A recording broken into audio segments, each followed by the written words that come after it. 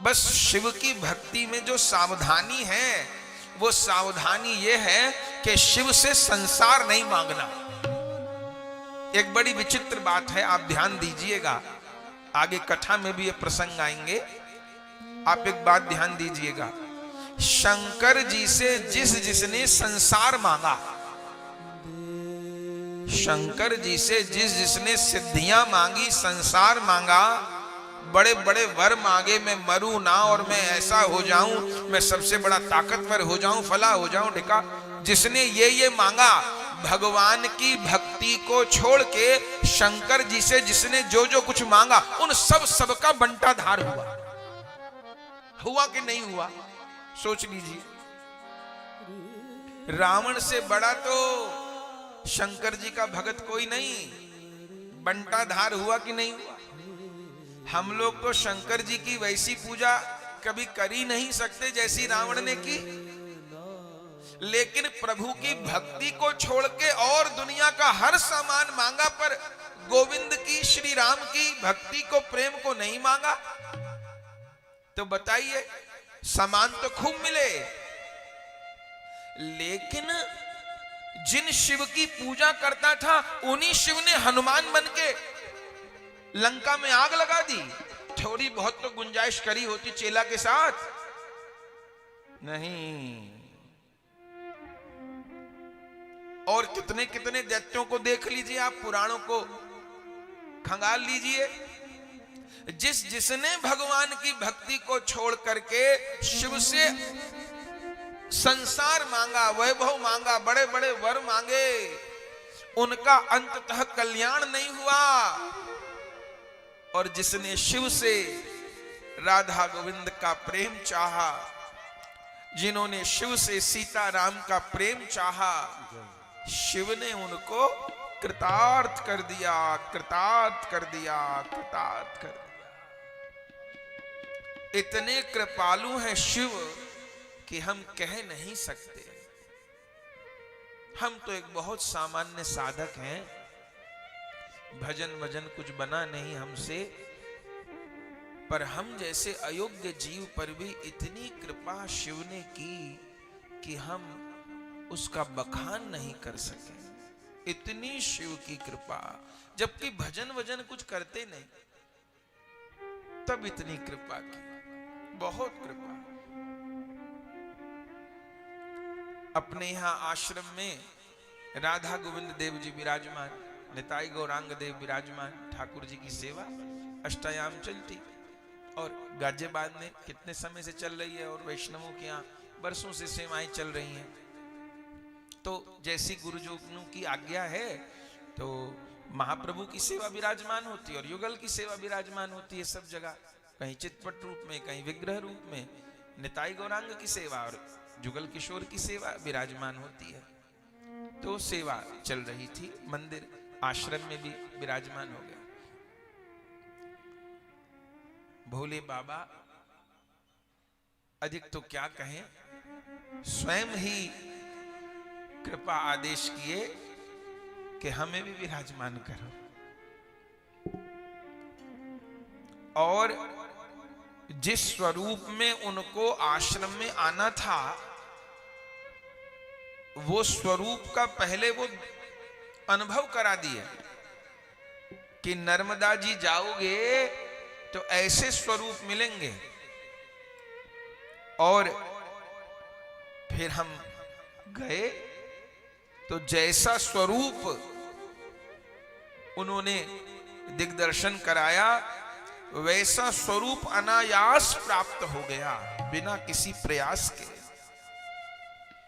जो आधे श्याम आधे गौर, मानो जुगल रूप हो, जटाओं के चिन्ह, और नीचे मध्य भाग में ओम का चिन्ह बना हुआ, वे स्वयं आकर के विराजमान हुए। जब नर्मदा जी से चले तो नर्मदेश्वर थे, और जब वृंदावन में प्रवेश हुए तो गोपेश्वर हो गए। वृंदावन में तो गोपी बन जाते हैं भोले बाबा। अब जब से पधारे हैं, एक भी दिन ऐसा नहीं हुआ कि जिस दिन रुद्राभिषेक न हुआ। प्रतिदिन रुद्राभिषेक होता है। त्योहार उत्सव पे तो बड़े होते हैं, पर प्रतिदिन रुद्राभिषेक होता ही होता है भोले बाबा का विधिवत। ब्राह्मण लोग लगे रहते हैं सेवा में, और वैष्णव रीति से उनकी पूजा होती है।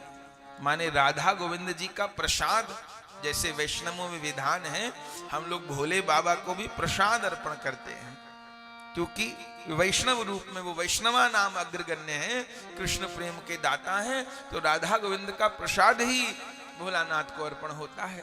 उसी रीति से सेवा होती है और खूब कृपा करते हैं। तो नारद जी ने श्री हरि से पूछा कि मेरी जो भक्ति कम हो गई है, वो भक्ति कैसे बढ़े, वो भक्ति अब दोबारा कैसे पुष्ट हो। ये काम वाली बात बीच में आ गई, विश्व मोहिनी का चक्कर पड़ गया। मैं कहा था, सोच रहा था ऊपर जाऊंगा, मैं तो नीचे गिर गया। अब मुझे मेरी स्थिति दोबारा कैसे प्राप्त होगी। तो उस समय भगवान जो वचन कहे, ये स्वयं भगवान के मुख के वचन हैं, ये हम सब के लिए आदर्श वाक्य है। ये शिव की महिमा इससे बड़ी नहीं होगी। भगवान क्या कहे नारद जी को, जेहि पर कृपा ना करहि पुरारी, जेहि पर कृपा ना करहि पुरारी, जेहि पर कृपा ना करहि पुरारी, जेहि पर कृपा ना करहि पुरारी, न पाव मुनि भगति हमारी, सो न पाव मुनि भगति हमारी, सो न पाव मुनि भगति हमारी, सो न पाव मुनि भगति हमारी।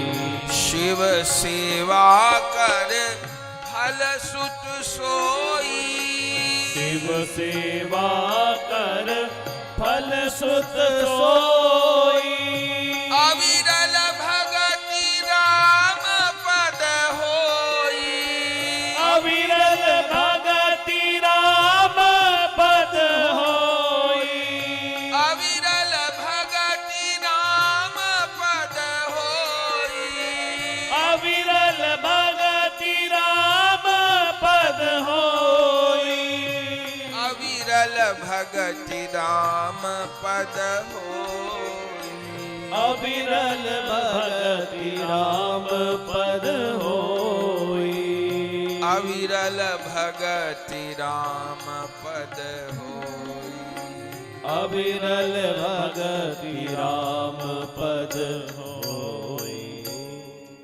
जेहि पर कृपा न करहि पुरारी, सो न पाव मुनि भक्ति हमारी। जिस पर शिव कृपा नहीं करते, उसको मेरी भक्ति प्राप्त नहीं होती, उसको मेरा प्रेम प्राप्त नहीं होता। इससे अधिक शिव महिमा तो क्या होगी। तो ऐसे वैष्णवा नाम अग्रगण्य शिव महापुराण में वर्णन है कि श्री हरि की आत्मा तो हर है, माने नारायण की आत्मा तो शिव है और शिव की आत्मा नारायण है। नारायण के हृदय शिव हैं और शिव के हृदय नारायण है। हरि हर में भेद करे तो उसको त्रिकाल में भी उस प्रेम तत्व की प्राप्ति नहीं होती, कल्याण की प्राप्ति नहीं होती। तो ऐसे शिव महापुराण का आश्रय हम सबको प्राप्त हो रहा है। अपने यहां 4 वेद हैं, 6 शास्त्र हैं और 18 पुराण हैं। उनमें जो शिव महापुराण है, ये चौथे पुराण है। शिव महापुराण जो है चौथे हैं। 18वें पुराण कौन है? आप सब जानते हैं, श्रीमद् भागवत, जिनकी कथा सबसे अधिक होती है। वे 18वें और अंतिम पुराण हैं। श्रीमद् भागवत जी अंतिम वस्तु है, क्योंकि उसमें परम तत्व श्री कृष्ण का निर्णय कर दिया गया है। श्री शिव महापुराण चौथे पुराण है। इनकी रचना की क्या आवश्यकता हुई? बोले पहले तो वेद ही थे और वेदों को भी लिखा नहीं जाता था। हम लोग श्रवण करते हैं कि पहले जितने भी वेद मंत्र थे गुरु अपने शिष्यों को याद करा देते थे। इसीलिए वेद मंत्रों को श्रुतियां कहते हैं। श्रुति माने जिसको सुन करके याद किया गया हो उसको श्रुति बोलते हैं। तो गुरु लोग अपने शिष्यों को याद कराते थे और यही परंपरा से ज्ञान चलता आ रहा था। गुरु अपने शिष्यों को, वो अपने शिष्यों को, अपने शिष्यों को। सतयुग त्रेता द्वापर में इसी तरह ज्ञान का प्रवाह चला। लेकिन जब द्वापर का अंतिम चरण आया तब भगवान वेदव्यास उनको चिंता हुई कि आगे कलयुग आने को है, सबकी स्मरण शक्ति कम होती चली जाएगी। स्मृति याद करने की जो क्षमता है, मेमोरी, वो लगातार कम हो रही है। तो लोगों को ये शास्त्र कहाँ याद रहेंगे, धीरे धीरे सब भूल में बात पड़ जाएंगी।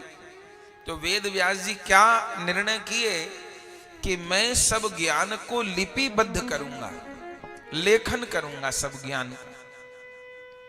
तो वेद व्यास भगवान ने ही वेदों का व्यास किया। व्यास माने विस्तार किया। न तो नाम तो उनका श्री कृष्ण द्वैपायन है, पर वेद व्यास जी क्यों कहते हैं? चूंकि उन्होंने एक वेदों का व्यास किया। व्यास माने विस्तार किया, लेखन किया। तो श्री वेद व्यास भगवान ने लेखन किया और जब लेखन किया तो एक वेद से 4 वेद हो गए। 4 माने विभाग कर दिए वेदों के, ऋग्वेद, सामवेद, यजुर्वेद, अथर्ववेद, 4 विभाग किए। लेकिन फिर भी उनको संतोष नहीं हुआ। मन में विचार किए कि मैंने 4 विभाग तो कर दिए, पर वेदों की जो भाषा है वह संकेतात्मक है। जो वेद की ऋचाएं हैं वो क्या है? भागवत जी में वर्णन है, वेद के जो मंत्र हैं वास्तव में वो भगवान की श्वास प्रश्वास है। जैसे हर चीज में एक ध्वनि होती है, हम लोग भी सांस लेते हैं तो एक ध्वनि होती है ना। आपने अस्पतालों में देखा होगा, आईसीयू होता है तो उसमें रोगी के पलंग के पास एक स्क्रीन लगी होती है और कोई ना कोई तार मशीन लगी रहती है रोगी को। तो उसमें आप देखेंगे स्केच जैसा कुछ आता रहता है लगातार। और किसी व्यक्ति के प्राण छूट जाएं तो फिर वो जो ऐसे ऐसे ऐसे ऐसे लाइनें आती वो सीधे आने लग जाएंगी। तो वो जो रोगी की वो जो स्केच आती रहती है, वो वाइब्रेशन जो आती रहती है स्क्रीन में, वो क्या है? वो जो रोगी श्वास ले रहा है उसकी जो हृदय की गति है, हार्ट बीट है, जो वो उसमें संकलित होती है, उसमें प्रदर्शित होती है। फिर जो डॉक्टर लोग जानकार हैं वो श्वास की गति कैसी है, ब्लड प्रेशर कैसा है, हार्ट बीट कैसी है, उससे रोगी के रोग का अनुमान लगाते हैं। और जब किसी के प्राण छूट जाते हैं तो फिर वो वाइब्रेशन बंद हो जाती है, फिर तो सीधी लाइनें आने लग जाती हैं, माने अब तो गए काम से। तो एक सामान्य मनुष्य की श्वास में भी एक शब्द है, ऐसे भगवान की श्वास प्रश्वास में एक दिव्य शब्द है। हमारे महापुरुषों ने, हमारे आचार्यों ने, हमारे ऋषियों ने समाधि में बैठ करके उन प्रभु को अनुभव किया और अनुभव किया तो भगवान की श्वास प्रश्वास को सुना। जैसे श्याम सुंदर की बंसी बजी थी, ऐसी बात नहीं, बंशी बज रही है, लेकिन उस बंशी को श्रवण करने के लिए चित्त की एकाग्रता चाहिए। अरे हमको दर्पण देखना हो, अपना चेहरा देखना हो, कंघी करनी हो, तो दर्पण स्थिर होना चाहिए। यदि दर्पण ऐसे ऐसे हिलता रहे तो बताइए कंघी कर पाएंगे, तिलक लगा पाएंगे? दर्पण स्थिर होना चाहिए, तभी तो प्रतिबिंब स्थिर होगा और तभी तिलक हो पाएगा, अपने को देख पाएंगे। तो दर्पण यदि हिल रहा है तो अपना प्रतिबिंब नहीं दिखाई देगा। ऐसे जब तक अपना चित्त अस्थिर है तब तक उस चित्त चोर का अनुभव नहीं होगा। तो हमारे महापुरुषों ने समाधि में, एकाग्रता की उस अवस्था में भगवान की श्वास प्रश्वास का अनुभव किया। और वेद व्यास जी ने तो इतना अनुभव किया कि उनको लिपिबद्ध कर दिया। लेकिन उन वेद मंत्रों का तात्पर्य कैसे बताया जाए, वेद मंत्र की व्याख्या कैसे हो? जैसे मां एक शब्द है, हमने कहा मां। अब कोई कहने लगे महाराज आप ये मां शब्द कहे, कोई जानते ही नहीं हो, मानो मां किसको कहते हैं, तो उसको समझाना पड़ जाए कि मां किसको कहते हैं। तो यदि मां शब्द की कोई व्याख्या करने लगे तो पुस्तकें भर जाएंगी, मां शब्द की व्याख्या नहीं होगी। मां शब्द की व्याख्या हो जाएगी क्या? आप कहेंगे स्त्री मां है, तो वो उसको मां नहीं है, बोले इसने मुझे जन्म दिया। अब इसके भीतर जो ममता है, इसके भीतर जो प्रेम है, उसकी व्याख्या कैसे होगी? तो एक मां शब्द का अर्थ क्या है, तात्पर्य क्या है? या तो मां को अनुभव किया जा सकता है, हम सबको अपनी मां का अनुभव है, उसने हमको कैसे पाला, कैसे खिलाया, कैसे बड़ा किया, कैसे प्यार किया। लेकिन उस मां शब्द का अर्थ क्या है वो हमको बताना पड़ जाए तो आप सोचिए आप कैसे बताएंगे, क्या लिखेंगे मां के बारे में? शब्द थोड़े पड़ जाएंगे, कागज थोड़े पड़ जाएंगे।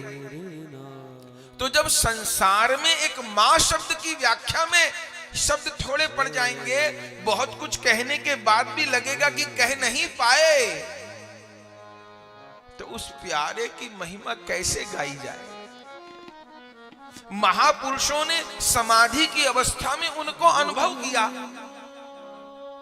लेकिन जैसे गूंगे को गुड़ खिला दिया जाए और फिर पूछा जाए कि बताओ कैसा स्वाद है, तो गूंगा कैसे बताए कि गुड़ में क्या स्वाद है? ऐसे ही जिसको ये रस प्राप्त नहीं हुआ वो तो इसलिए नहीं बता सकता क्योंकि उसको प्राप्ति नहीं हुआ, और जिसको ये प्राप्त हो गया वो भी नहीं बता सकता क्योंकि ये बताया नहीं जा सकता। क्योंकि इस रस को प्राप्त करने के बाद जैसे गूंगे ने गुड़ खा लिया हो ऐसी स्थिति हो जाती है, अनुभव किया जा सकता है। हाँ, गुड़ क्या है खा के देख लीजिए क्या है। अब रसगुल्ले की क्या कथा होगी, रसगुल्ला क्या है खा के देख लीजिए। तो वेद व्यास भगवान विचार करने लगे, मैं इन वेद का तात्पर्य कैसे वर्णन करूं, चूंकि सबकी तो इतनी सामर्थ्य नहीं है। तब उन वेदों का तात्पर्य समझाने के लिए वेद व्यास भगवान पुराणों की रचना की। वास्तव में जो पुराण हैं वो वेदों का व्याख्यान है, वो वेदों का तात्पर्य है, और उन्हीं वेदों का तात्पर्य वेद व्यास भगवान पुराणों में लिखते चले गए और करते करते 18 पुराणों की रचना हो गई। लेकिन जब 18वें पुराण श्रीमद् भागवत जी का लेखन किया तब जाकर के श्री वेद व्यास जी को पूर्ण संतोष हुआ और आखिर में उन्होंने नाम संकीर्तनम यस्य सर्व पाप प्रणाशनम प्रणामो दुख शमनः तम नमामि हरिम परम कह के कलम रख दी। इसके बाद फिर कुछ नहीं लिखा। तो भागवत जी तो 18वें पुराण है, लेकिन शिव महापुराण चौथे पुराण है।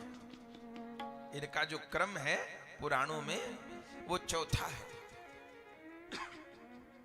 एक और जिज्ञासा भक्तों को होती है, प्रश्न भी करते हैं कि महाराज एक ही वेद व्यास जी ने सारे पुराण लिखे, लेकिन शिव पुराण लिखने बैठे तो शिव को सर्वोपरि बता दिए, और देवी पुराण में देवी को सर्वोपरि बता दिए, गणेश पुराण में गणेश जी को सर्वोपरि बता दिए, विष्णु पुराण में विष्णु जी को सर्वोपरि बता दिए। तो सर्वोपरि कौन है? इसका पहला उत्तर तो ये है, जिसका जो इष्ट है वो उसके लिए सर्वोपरि है। इसका पहला उत्तर तो ये है। जैसे कोई कहे कि किसकी मां अच्छी, तो हर व्यक्ति क्या कहेगा? मेरी मां अच्छी। मेरे लिए मेरी मां ईश्वर है, सबके लिए सबकी मां पूज्य है। तो जिसका जो इष्ट है उसके लिए वही इष्ट सर्वोपरि है। तो भगवान ने फिर इतने रूप धारण क्यों किए? बोले भक्तों की रुचि के कारण। सबकी एक रुचि नहीं है ना।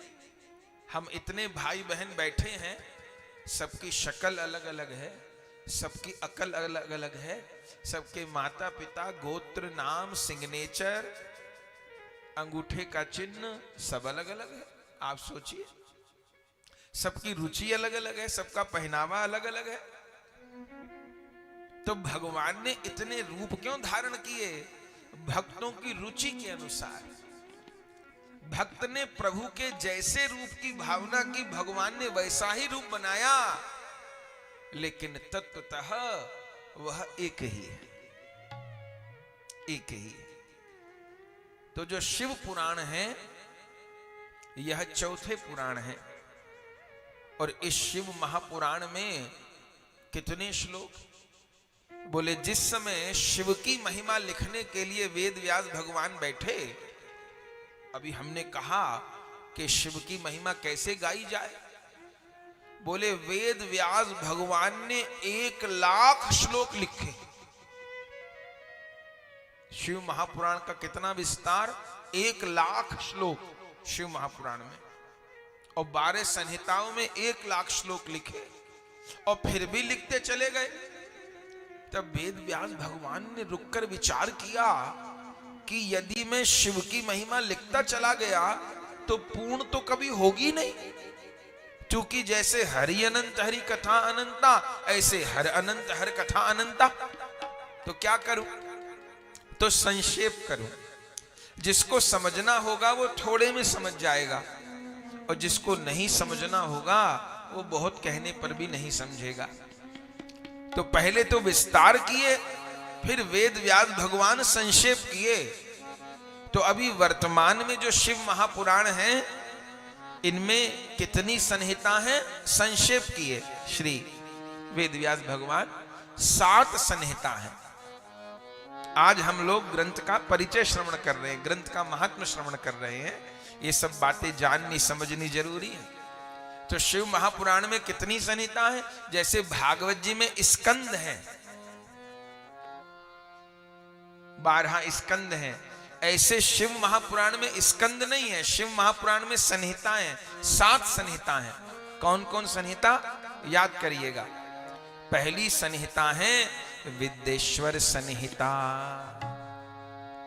दूसरी है रुद्र संहिता, तीसरी है शतरुद्र संहिता, चौथी है कोटि रुद्र संहिता, 5वीं है उमा संहिता, 6ठी है कैलाश संहिता, 7वीं है वायवीय संहिता। ये 7 संहिता शिव महापुराण में है। और कितने श्लोक हैं वर्तमान में जो वेद व्यास भगवान संक्षिप्त किए? 24,000।